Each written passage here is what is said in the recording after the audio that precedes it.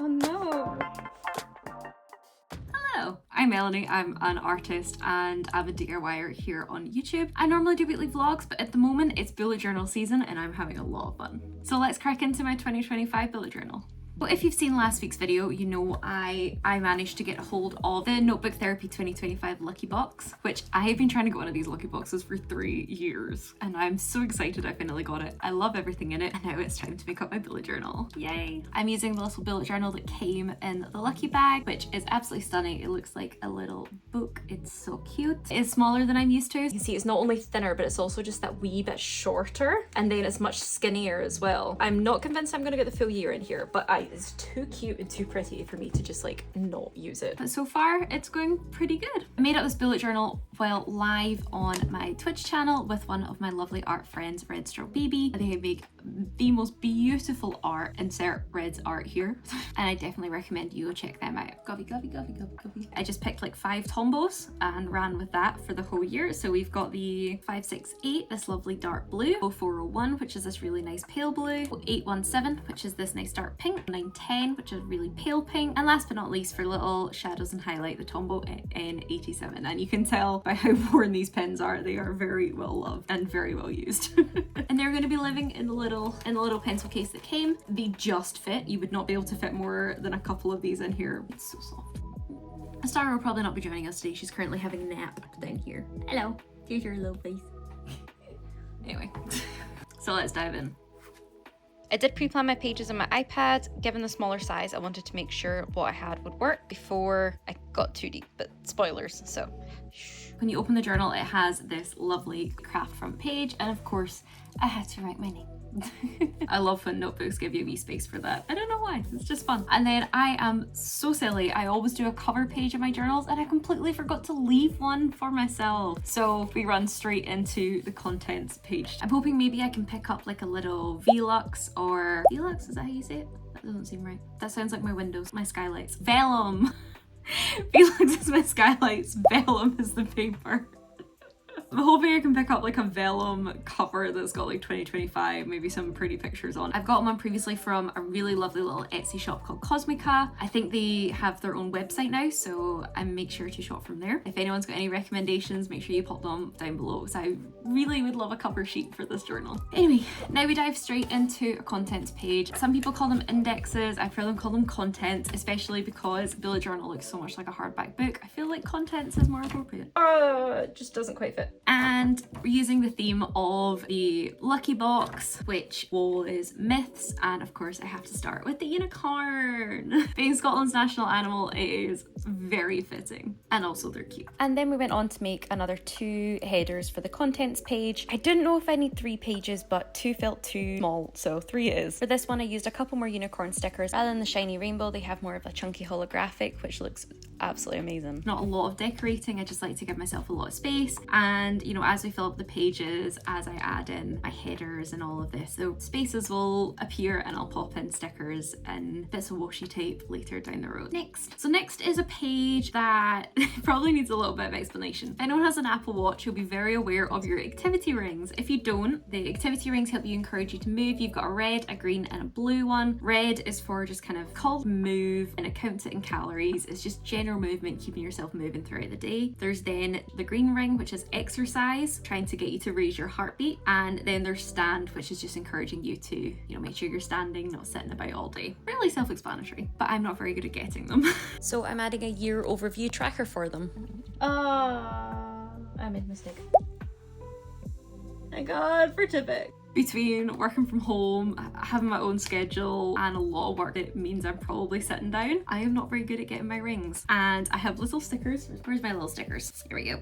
Again, from lovely Cosmica, they're super tiny. They're meant to fit on the grid space of a Hobonichi cousin, which is so much smaller than the 5mm grid Notebook Therapy gives you. I've used them in the year overview in my Hobonichi in the last year, but it wasn't the easiest to see when you got it and when you didn't. So I'm hoping this overview page will make it nice and clear and encourage me to try and fill them up more. But they're super cute, and it's just little 3 circle ring icons to match the watch. So we've got the whole year here, and as we go through the year, on the days I get all 3 rings, I'm going to pop a wee sticker on that and track how I'm doing. This was by far my more tedious spread to make. First I found where the bottom of the months would be, and then just started from 1 down to 30. Then realised I should probably do my stripes first to help me keep track of what month's what, and then I went back over with all the pens. It took me 15 minutes to write all of this out with a pen. It was so long. Then had a wee bit of fun with stickers and washi tape. I did use this washi tape that didn't come in the box, but it just fit the spread so well. Also used this sticker clear PET tape, but I decided to torture myself and cut out the elements individually. That was fun. But the final look and that chunky holographic makes it totally worth it. It's so pretty and I'm so excited to use it.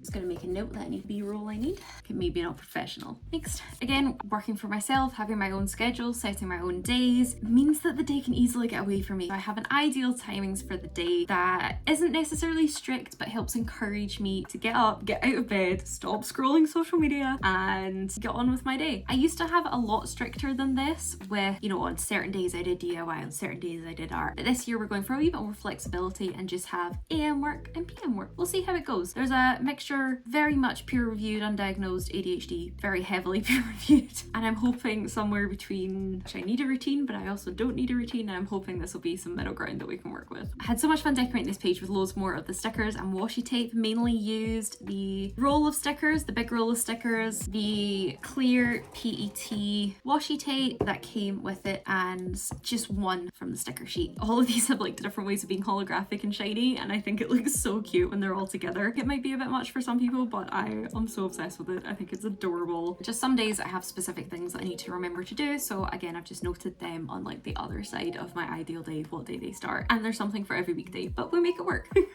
That's really it for my yearly setup. I wanted something really simple, really easy to grab and use. One of the reasons I moved away from bullet journals for the last couple of years is I was just tracking and setting up way too much stuff. Also, a lot of the stuff I used to track, my emotions for the day, how much work I'd done, some of my habits I have since either moved into my digital Notion or I've set up like external systems for it. For example, I now keep my PJs in the bathroom so I never forget to brush my teeth. Fun things like that.